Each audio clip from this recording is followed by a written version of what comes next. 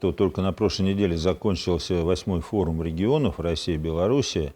Такой очень представительный состав был этого форума. Ну, два президента присутствовали и выступили с очень программными такими речами о необходимости актуализации вообще вот нам совместных действий по развитию экономик, по наведению как бы таких мостов очень четких, позволяющих воспользоваться вот традиционными достижениями и той, и другой страны.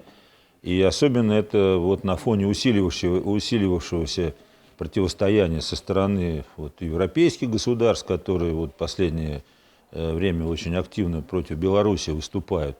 И здесь, конечно, мы ищем какие-то совместные проекты, которые позволят вот использовать те достояния, которые в каждом государстве имеются, и тот накопленный вообще опыт. Потому что ведь Советский Союз формировался, когда там каждой республике была отведена какая-то часть.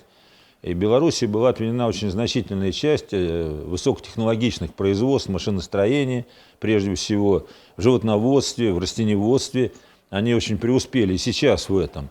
И вот одна из тем может быть тема пищевых продуктов. Вообще она сегодня существует, потому что мы знаем, что белорусы прекрасные делают молочные продукты, мясные продукты делают прекрасные.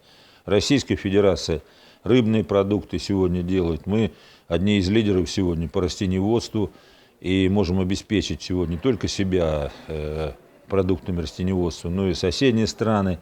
И вот вода, как пищевой продукт и как основа для многих пищевых продуктов, большинство пищевых продуктов на основе воды имеется. Более того, у нас и даже реки у нас, которые соединяют, и они в Беларуси, и в России текут, и приграничное взаимодействие.